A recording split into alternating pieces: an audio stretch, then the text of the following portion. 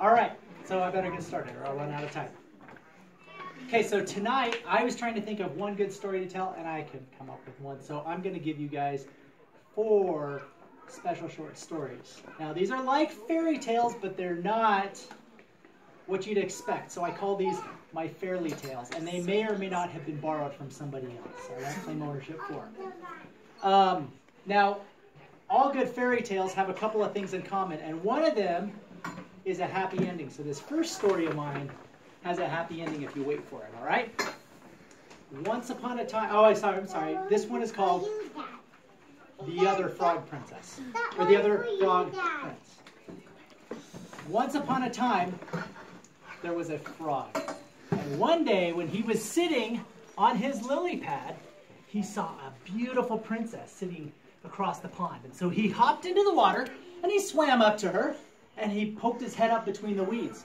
And he said, "Pardon me, oh beautiful princess," in his most sad and pathetic voice. "I wonder if you might help me." Now that princess, she was afraid of frogs, and she was about to jump up and run away. But she felt sorry for that frog with the sad and pathetic voice. And so she asked, "How can I help you, little frog?" "Well, I'm not actually a frog, but I'm a handsome prince who was turned into a frog by the spell of a wicked witch. And that spell can only be broken by what? By the kiss of a beautiful princess." The princess, she thought about it for a second, and she lifted up the frog from the pond and gave him a nice big kiss. Mwah! Ew. "I was just kidding," said the frog, and he hopped back in the pond as the princess was stuck wiping frog slime off of her lips. The end. Happy ending, yes? Frog gets a kiss? If I'd known my wife would have given me a kiss if I just told her I was a handsome prince when we were dating. I would have done it all day long. Next story, I call this one, another good component of a story. So you got to have a story that tells a good lesson. So this story has a good lesson if you wait for it at the end. Call this one Rumpelstiltskin, or the girl who really blew it. Once upon a time, there was a beautiful girl. There's a lot of beautiful girls in these stories. She was named Cinderella, and she lived with her wicked stepmother and 2 ugly stepsisters. Now, not only were her stepsisters and mother wicked and ugly, but they were mean. They made Cinderella clean the house every single day. So when the prince announced that he was going to host a fancy ball at his castle and everyone was invited to come, Cinderella didn't have time to get ready. And so she didn't get to go. And when her step-relatives left for the ball, she sat down. She began to cry. Little tear right there. And what to her wondering eyes should appear but a strange little man who said, "Please don't cry, Cinderella. I can help you spin straw into gold." "I don't see how that's going to help. I need a fancy dress, glass slippers, and a coach." "Would you like to try to guess my name?" asked the clever little man. "Not really." "Come on! Do you think it's Chester, Billy Bob, Bruce Wayne?" "If you don't have a fancy dress, I guess it really doesn't matter." "Come on, guess any name, any name." "I'm not supposed to talk to strangers," Cinderella said as she shut the door on that little man. And the little man was on the porch yelling at the top of his lungs, "It's Rumpelstiltskin! Rumpelstiltskin! Rumpelstiltskin!" When Cinderella's family got home, she told them about the funny little man with the funny little name.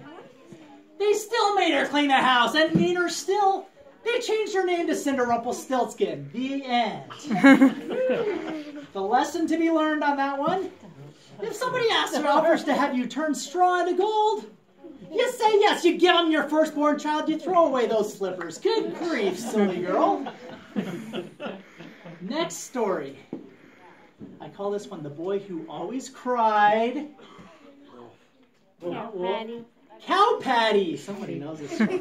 I know the story. Who knows what a cow patty is? Anybody ever stepped in a cow patty? You have. Maybe, maybe not. All right. Once upon a time, there was a boy who was always crying, cow patty. Somebody stepped in mud. The boy would point at their shoe, and he'd yell at the top of his voice, cow patty. Somebody had a spot on their shirt. The boy would yell, cow patty. Somebody smelled something terrible. The boy would yell, cow patty. He thought it was a great joke. Now everybody was getting tired of the boy who was always yelling, cow patty. So one day, when that boy decided to take a shortcut behind Mr. Smith's barn, he didn't know that Mr. Smith had been shoveling out his cow barn all day long. So when he hopped over that fence, he landed in one gigantic, steaming, fresh cow patty. And he began to sink, and he kept sinking until soon he was sunk up to his neck. And he knew in another minute he was going to be completely sunk. And so he did what anyone in his situation would have done. And he yelled at the top of his voice, fire! Fire! Fire! And those firemen came running to his rescue. And when they got there, they didn't find a fire, but they found a boy who was sunk up to his neck in cow patty. And they said, what are you doing yelling fire? I don't see a fire.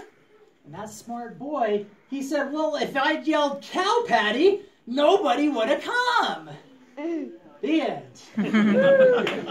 One more story. I'll tell you my last fairy tale. I call this one the Stinky Cheese Man.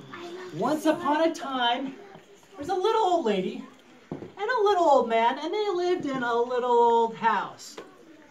And they were pretty lonely, and so that little old lady decided to make a man out of stinky cheese.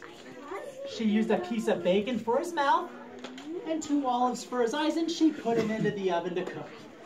Waited a little while, and she opened up that oven to see if he was done, and the smell knocked her back off of her feet. And out jumped the Stinky Cheese Man, and he started running for the door saying, run, run, run, as fast as you can. You can't catch me, I'm the Stinky Cheese Man. The little old lady said, I'm not really that lonely. And the little old man said, I'm not really that hungry. And they didn't chase that Stinky Cheese Man. The Stinky Cheese Man kept running and running until he came to a field where a cow was eating grass. And that cow said, whoa, what is that terrible smell? Stinky Cheese Man said, I've run away from a little old lady and a little old man, and I can run away from you too, I can. Run, run, run as fast as you can. It's time to rotate classes to your next story. And the cow didn't chase the Stinky Cheese Man either, because he thought that he'd get a couple of stomach aches off of this Stinky Cheese Man. Well, eventually the Stinky Cheese Man came to a river without a bridge to get across. And Stinky Cheese Man, he thought, if I can't jump across this river, and if I try to swim across, I may fall apart.